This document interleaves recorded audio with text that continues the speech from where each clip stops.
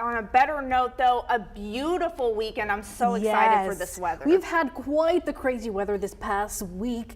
We started off very warm, and then we ended it with some back-to-back rounds of some stormy weather, lots of heavy rain. Been busy. Yeah, and now we get to dry out this weekend and for the next few days. Matter of fact, we'll be seeing another warming trend as well. But after a cool and cloudy start today, we saw some of that sunshine. I love it. As well. And it's a great day to go out and see the daffodils. This is over in the White Mountain area, and I believe in far west Little Rock. Yes. A perfect day, perfect weekend to go ahead and, just take a few photos of the daffodils there. It was a beautiful day for that, for sure. I'm going to have another perfect forecast for you guys for tomorrow as well. And if you do manage to go over there, or just you have some photos you wanted to share with us with the signs of spring, just, continuing to bloom for us, text us your photos at 501-376-1111. Include your name and location. We will love to share that. It was a beautiful day this afternoon. Highs reached the mid 60s, low 60s to our south, low 70s to our south. It was very mild for them. Right now it's a comfortable 60, sunny skies as you saw, and we have light winds coming in from the south and east. They'll stay light tonight with clear skies, temperatures dipping into the mid to low 40s tonight. Looking at your hour by hour tomorrow, though, it's going to be a warm afternoon nearing the mid 70s, more of that wall-to-wall sunshine and a light breeze out of the south and east. So a beautiful forecast for the weekend, lots of events going on. I'll let you know what changes may be coming our way in your forecast just ahead. New tonight, police in Hot Springs are investigating a shooting in a busy part of town. It happened last night in the area of West St. Louis Street and Central Avenue. Authorities tell us a man was shot during the incident. He was taken to the hospital, but police are not sharing his condition at this time. If you know anything about this, you're asked to call Hot Springs Police. And in Little Rock, officials are working to determine what caused a fire at a house in Midtown. Crews were called out to C Street just before 10 this morning. Firefighters evacuated the home as well as the house next door, which suffered some damage. Fortunately, no one was hurt and crews were able to put out the flames. The file of potential candidates for 2024 presidential nomination is growing. Just today, author and political activist Marianne Williamson announced her candidacy for the Democratic nomination for president. The news comes as former President Donald Trump makes the key speech at this year's Conservative Political Action Conference. And the event comes amid swirling questions about whether President Biden will announce he's seeking re-election. Christian Benavides has the latest from Miami.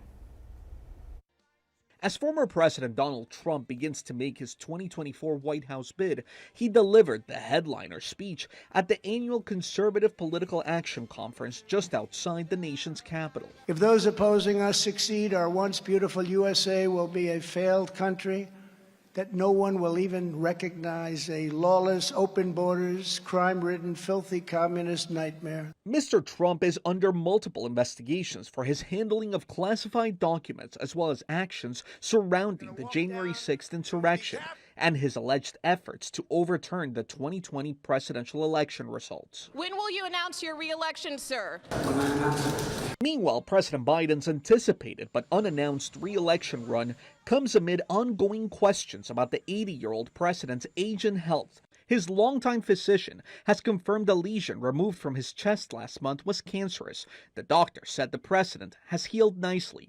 CBS News has confirmed that the Biden team is working to put together an advisory board of high-profile Democrats to help unify the party. On Sunday, the president is set to speak in Selma, Alabama, to mark the 58th anniversary of Bloody Sunday, a flashpoint in the U.S. civil rights movement. In Southern California, another potential Republican challenger, Florida Governor Ron DeSantis, is scheduled to deliver remarks at the Reagan Library. Christian Benavides, CBS News, Miami. And former President Trump won the Conservative Political Action Conference's straw poll by a wide margin Saturday, with Florida Governor DeSantis coming in second place. And Walgreens is announcing it will not sell an abortion pill by mail in 20 conservative-led states, including Arkansas. The decision comes after the attorneys general in those states warned the pharmacy chain as well as CVS that they could face legal consequences if they sell and mail the pills to residents. While the Walgreens is not currently dispensing the abortion pill in any states, it is working to become eligible through an FDA-mandated certification process. And Walmart is adding more than 24 healthcare centers to several of its stores next year. The Arkansas-based retail giant will open 28 centers in 2024, mostly in the Dallas, Houston, Phoenix, and Kansas City areas. The centers will be built inside supercenters and offer primary and dental care. Walmart opened its first healthcare center in 2019 and will operate more than 75 by the time this expansion is done.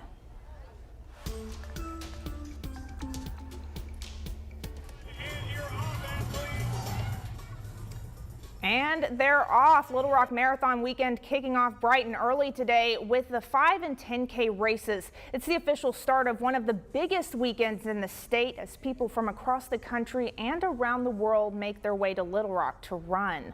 For many people, the marathon is more than just a race. Some use it as a way to bring awareness to a cause, and that is what one Pennsylvania man is doing.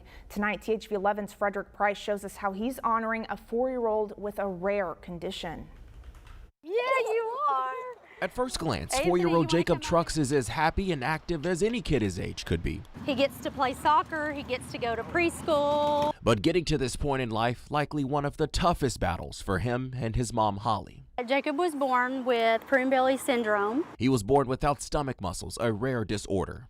He had kidneys that did not work when he was born, which in turn made us have to have a kidney transplant. One of his kidneys coming from her. Jacob spent 6 months in the NICU at Children's Hospital and over time underwent 17 surgeries. We had lots of days in NICU that we didn't know what the end of the day would be like. Until we meet again. But Holly says it is her faith and the team of doctors and nurses with the Children's Miracle Network who helped keep her son alive. The organization raises money and awareness for kids who need critical treatments like Jacob. They pay for things that insurance necessarily can't be billed for. Then there's Jason Conway. His son was born 25 weeks premature. Since 2005, he's dedicated a lot of time donating to the Children's Miracle Network. We always joke that my son was the $1 million baby because of all the medical bills. And it's our goal as a family to raise that $1 million to pay it forward for another family. Sunday, Jason is running in the Little Rock Marathon in honor of little Jacob. He had a chance to meet him for the first time Saturday. To see Jacob smile and to see the interaction of Jacob and his older brother, as well as his mom and aunt, it just makes it all worth it. This all a part of Jason's 12-year mission. Our goal is to do 50 marathons in 50 states, honoring 50 children who were born prematurely. Little Rock is his 4th stop, and for Holly, one that truly means the world. Not only will it help Jacob, but it'll help all the kids that are in Arkansas. In Little Rock, Frederick Price, THV 11 News. Jason is raising $2,500 for the Children's Miracle Network. All of the money goes directly to Children's Hospital. We'll have more information on how you can donate and the Miracle Network on our website, thv11.com.